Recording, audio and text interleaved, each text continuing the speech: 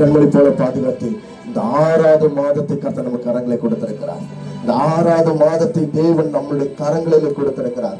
நீங்களும் நானும் பார்க்கும்படியாக, நீங்களும் நானும் தேவனை ஆராதிக்கும்படியாக, நீங்களும் நானும் தேவனை தொழுது கொள்ளும்படியாக தேவன் நமக்கு ஆயுசு நாட்களை கூட்டு கொடுத்திருக்கிறார்.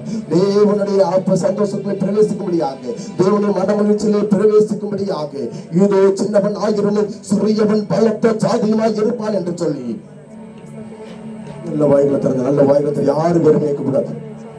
நான் பேசும்போது நல்ல வாய்களை திறந்து எல்லா ஸ்தோத்திரத்துக்கு பலிகளை செலுத்துறேன். எல்லா ஸ்தோத்திரம் ஆண்டவரே என்று நாங்கள் துதிக்கிறோம். 16 சிறந்தவரை நாங்கள் துதிக்கிறோம். ஆபிரகாமின் தேவனை நாங்கள் துதிக்கிறோம். ஈசாக்கின் தேவனை நாங்கள் துதிக்கிறோம்.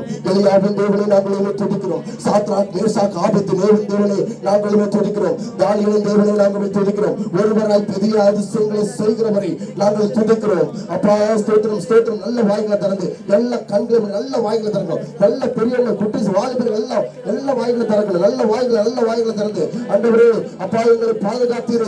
5 மாதங்களுக்கு பாதுகாத்து 6வது மாதத்திலே அப்பா ஸ்தோத்திரம் ஆண்டவரே அப்பா உன்னதமான திருவந்திலே பகுதியிலே 6வது நிலையங்களை பகிர்ந்து கொள்ளும்படியாக அப்பா ஸ்தோத்திரம் ஆண்டவரே அப்பா உங்களுடைய சட்டைக்குள்ளே எங்களை அடைத்து அப்பா ஸ்தோத்திரம் மாடானது நீர்வடைக்கு வாஞ்சிக்கிறது போல என் ஆத்மாவை நோக்கி கதறுகிறது ஆண்டவரே. அப்பா ஸ்தோத்திரம் கரங்களை உயர்த்தும் பொழுதெல்லாம் என் நாம அப்பா உங்களுடைய நாமத்தை சொல்லி என் கரங்களை உயர்த்தும் பொழுதெல்லாம் எனக்கு ஒத்தாசை வரும் பருவங்களுக்கு நேராக என் கண்களை எடுக்கிறேன். வானத்தை பூமி உண்டாக்கின என் கத்திரத்திற்கு ஒத்தாசை வரும். இதை என் காலத்தில் விட்டார், என் காய்ச்சல் வந்தார். இதே இசைவன் தேவன் உறங்குவதில்லை, தூங்குவதில்லை.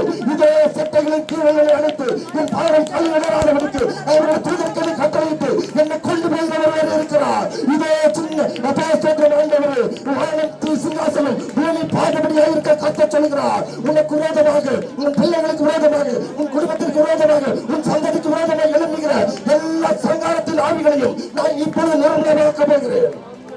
ஹல்லேலூயா. ஆட்டுக்குட்டியின் ரத்தத்தினாலும் சாட்சியின் வசனத்தினாலும் நீங்கள் உலகத்தை ஜெயித்தீர்கள். இப்பொழுது பிசாசு உங்களுக்கு விரோதமாக, உங்கள் சந்ததிக்கு விரோதமாக, உங்கள் பிள்ளைகளுக்கு விரோதமாக, உங்கள் பிள்ளைகள் படிப்புக்கு விரோதமாக, குடும்பத்திற்கு விரோதமாக எழுப்புகிற எல்லா சாத்தானின் கூட்டங்களும் ஆட்டுக்குட்டியின் ரத்தத்தினாலே இப்பொழுது ஹல்லேலூயா, ஹல்லேலூயா, ஹல்லேலூயா, ஹல்லேலூயா. ஆட்டுக்குட்டி ரத்தத்தினால்